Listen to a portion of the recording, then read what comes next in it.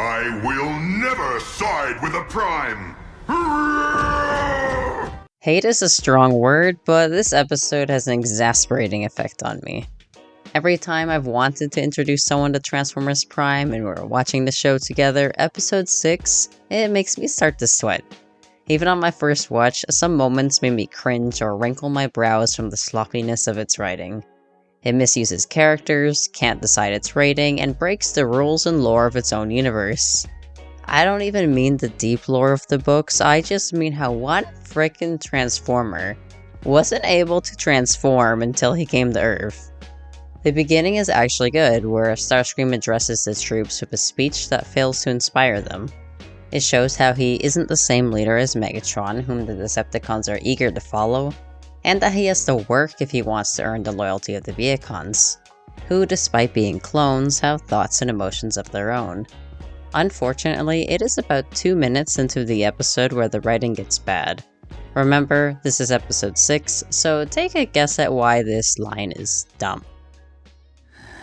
But wait, legend tells of one capable warrior, one who exists here, upon this very planet. It's been several years that the Decepticons have been on Earth. It makes no sense that they didn't recruit this Decepticon to help them earlier.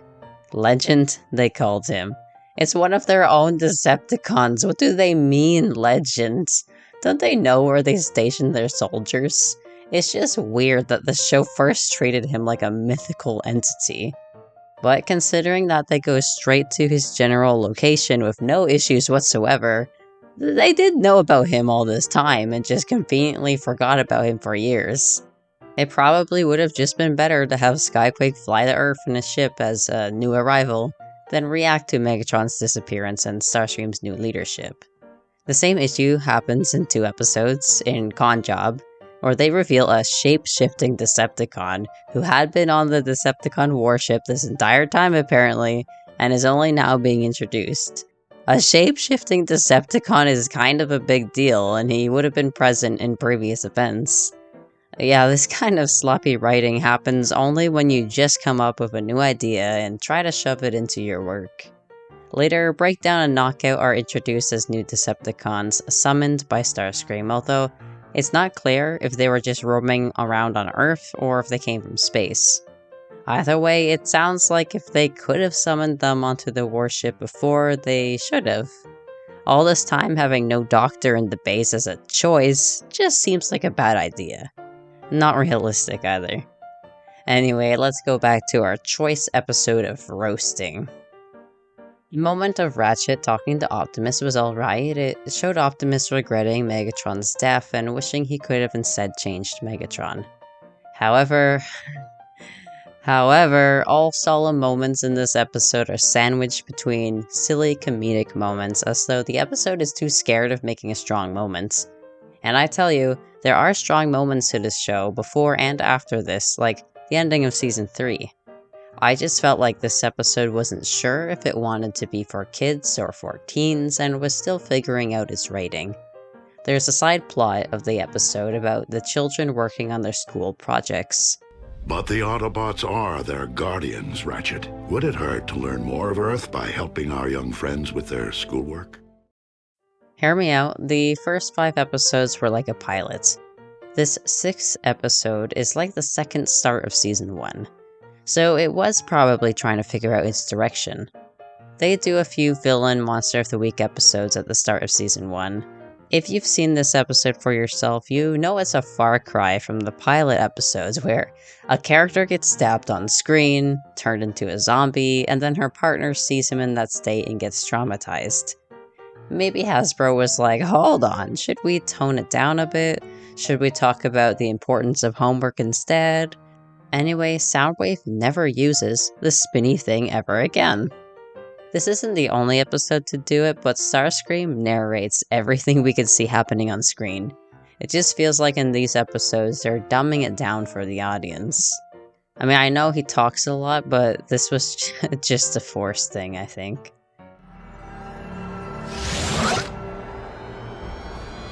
The Energon infusion. It's working. Yeah, bud, we can see that. Good job.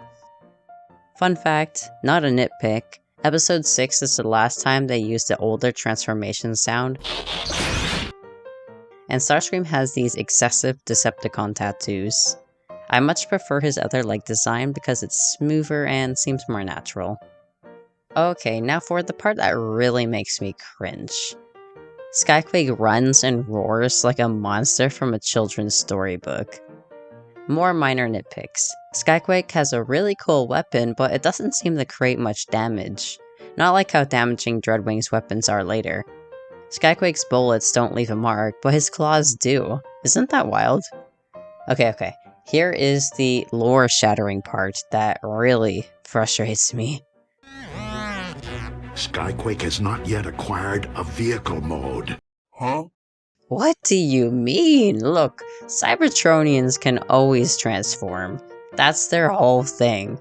Why would they have the ability to scan and transform from creation otherwise if they can't do it on their own planets? On Cybertron, they just transform into alien vehicles. That's why Megatron and the Vehicons look unusual. They're Cybertronian jets and haven't scanned Earth vehicles. Megatron is too proud to do that. Scanning an Earth vehicle is just optional in order to blend in. So Skyquake would be a Cybertronian jet. They don't have to show it for budget reasons and for not wanting to animate even more stuff. Like how they do a past episode on Cybertron but no one has different models or goes into vehicle mode. I get that, but don't act like this Transformer has never transformed in his life. Even in that past episode, the bots transformed their arms into weapons. Let's say Starscream never flew until he came to Earth. How could he have been a Seeker Commander before then? Before I joined Megatron, I was Air Commander of a squadron of Energon Seekers. On Cybertron. How could he have such skills? Who would he even be? And if you do want to take a dive into all the surrounding lore, then yes, all Cybertronians had alternate modes on Cybertron in the books and video games. They drove, fought each other as tanks and jets, and even discriminated against each other for their forms. And other Transformers shows, they show Cybertronians transforming to alien vehicles on their planet, like the first episode of Transformers ever made. Air superiority achieved. Honey, you always had wings and could fly. I used to be obsessed about this jump as a teen because it shows Starscream's confidence in flying, how he jumps and almost just hits the ground but times it perfectly to not hurt himself. If this kind of thing is a sport on Cybertron, Starscream would be a top athlete. The scene with Starscream pulling out the Dark Energon from Megatron's chest is also quite well done. I gotta say though, this episode shoves in the word master way too many times trying to tell you how it earned its title. One who can be student to my master. Your new master! Only one master. By my one master. Your master! Master. Miss Master's path. A master at work. Skyquake doesn't try very hard to get Bumblebee off him, let's be honest. He didn't even do a barrel roll.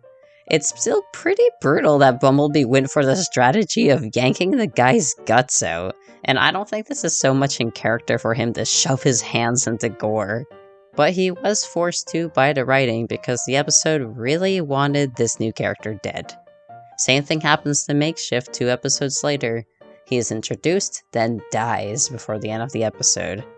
This sort of writing only happens when the writers don't know what else to do with a character. It's just a cheap escape from the responsibility of handling that new character.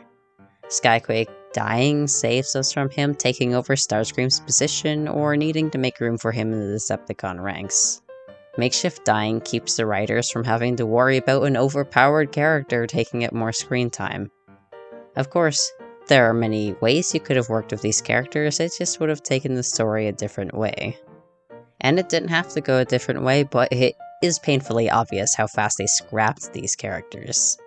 What does help is by season 2, they decide to make more out of Skyquake's death by introducing his twin brother Dreadwing. Finally, a purpose for the death as rage fuel for another character. That was a great way to recover from an otherwise pointless episode. Makeshift, however, his death never means anything and isn't brought up again. Megatron doesn't even punish Starscream for losing their super rad shapeshifting soldier. I guess all I'm trying to relay is how this episode frustrates me for its forced writing choices, wishy-washy writing choices, and its lack of attention to details. I think other episodes of Season 1 suffer from the same issue. The finale of Season 1 had bad writing when, out of nowhere, they talk about a prophecy about a planetary alignment bringing doom. You have to mention that earlier or else it has no build-up. It's obvious the writing team just came up with that on the spot. It may be a kids or teen show, but planning is everything. Rescue Bots has a younger target audience, but it pulls off foreshadowing wonderfully. Anyway, Starscream wants to explain to you that the video appears to be ending, and there was no other way you would have noticed without him.